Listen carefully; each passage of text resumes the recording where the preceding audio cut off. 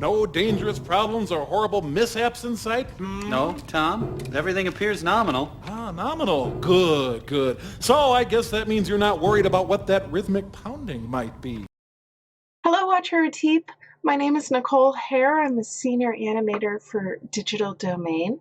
The most recent work that you'll be able to currently see in the theaters that I've worked on is Jungle Book. There's a lot of things coming. I wish I could mention them all, but my name is Nicole Herr. If you want to actually see the work that I've done, go to www.nicoleherr.com.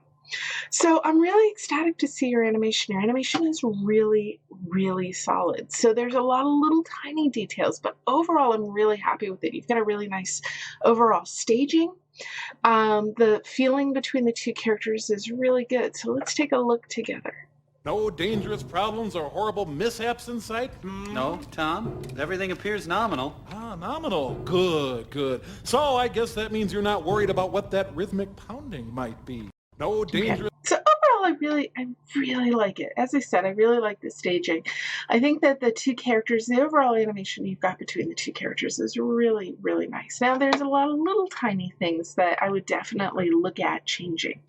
The first thing is this character overall, let's change the color, this character overall feels very cross-eyed. So I would take one of the eyes, probably this one, and pull it out just a little bit because he is feeling very cross-eyed through the entire animation. The other thing that I would do with him is when he looks at his friend here, I'd rotate his head just ever so subtly more.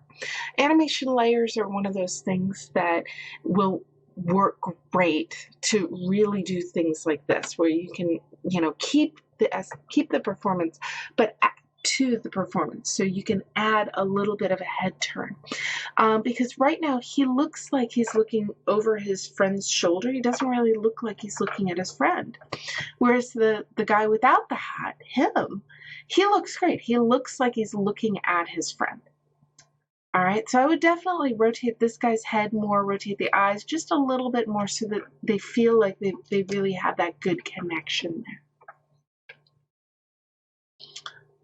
All right, now one of the other things that I really like that you've done is I like that you've taken some gestures like this where you've got the two hands together on this guy and you've sort of broken it up so that it doesn't have, it's twinned in the base pose, but you've broken it up enough that it doesn't feel twinned in the overall pose. But then you get into a pose like this where it's feeling very twinned. And part of that is that it is an upper body twinned pose. So I would actually break that up just a little bit more. And you can use the arms here. Like this arm is great, coming up and gesturing, because you're pointing at the friend.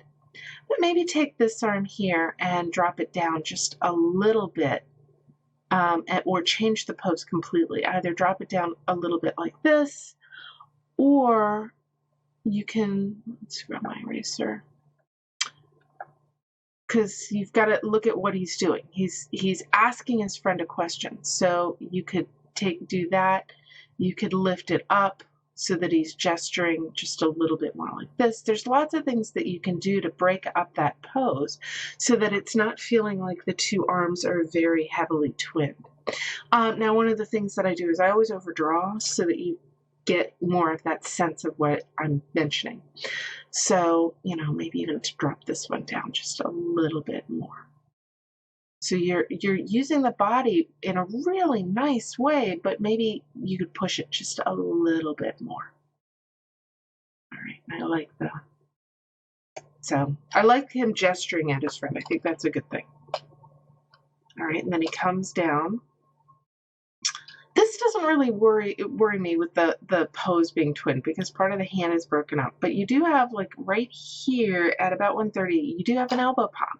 So these are things that I would definitely do a little bit more of a work at. And here's another twinned pose. So I would definitely change some of your heavily twinned poses so that you get a little bit more of a breakup. So he's like, what are you talking about? Maybe one hand's high, one hand's low. All right. right? But I like all of these gestures where he's like mixing things up.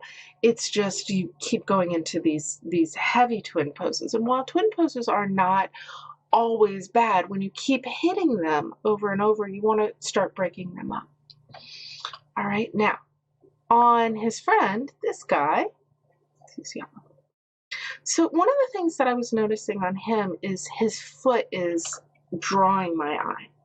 So by that, what I would do would be take a locator and constrain it to the tip of the toe and set a key on it and use your motion trail. I use my motion trail as an arc tracker because what's happening is in some of your gestures, like this gesture here, the foot comes over and it's coming over really hard.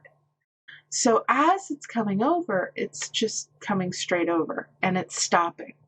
So what you want to do is you want to put a little bit of an overshoot settle in there to make it really feel nice and soft so it doesn't draw the eye. And then here it's coming straight down. You do have a little bit of an overshoot settle, but it's a little too much. So I would simplify the foot so that when it's moving, it's not moving hard and not absolutely 100% drawing the eye, because now that I've seen the foot, that's where my eye goes to. And you've got such nice animation up here that I don't want to keep having that foot pull my attention down to the bottom corner of your screen. So it's definitely something to think about. And the other thing that I would do, and this is something that I actually have my students do when they're animating. You've got this beautiful character stepping in, or leaning in, I should say, to his friend, but he's not moving his feet. If I looked at your animation from another angle, I would bet you his feet are not being picked up and moving. So one of the things that I actually have my students do, and it's something that you'll feel, and you'll feel it up in this part of the leg, is physically pick up and move the feet. Okay, so you've got him. This would mean that at the beginning you'd have him ever so subtly to the right, and this is where animation layers are going to be your friend. When he comes here and leans into his friend, right around here. So you've got it in the upper body. You've got him shifting back, but I'm not seeing the execution of the foot. So he's stepping back right here. Have him take a step. It doesn't have to be huge, but physically pick up, roll the foot, do all of the things to get that foot moving. So physically take a step forward, because if you do that with him, his animation is going to feel just a little bit more natural. All right, because you're going to see it in that upper leg. You're going to see it in the thighs. You're going to see it in the hips. All right, and that'll also step him into the conversation. And then here, when he comes up, so he comes back, he pushes. You've got that nice antic, woo, push. Here, have him maybe pick up, rotate the foot, take a little tiny bit of extra action. Maybe the foot can come back onto its ankle and do even a little bit of a drag on that, because it's not supporting the weight. You've got the weight on this foot. So if you do that, then you're allowing the character to step away from his friend. He's like, hey, there's pounding at the door. Do you want to pay attention? And you're allowing the character to step away from the friend who's just sitting on the couch watching television. All right. So No dangerous problems. dialogue-wise, I think you're really good. I think the dialogue itself is reading really well. Are horrible mishaps in sight? No, Tom. Everything appears nominal. Ah, nominal. Good, good. So I guess that means you're not worried about what that rhythmic pounding might be. No. So I think overall your dialogue's reading really well. One of the things that I really like that you did on this animation, you've got hair, you've got these hat animations. You've gone through, you've animated all this really beautiful stuff going on. So overall, I think that, this is a solid animation. If you put this on your demo reel, it's right as it is, it's reading really well. So, yeah, you should be really proud of what you've got going on in here. So as I said, the notes that I've got are a little bit nitpicky, but it's such a beautiful animation. I don't want to see anything distract from it.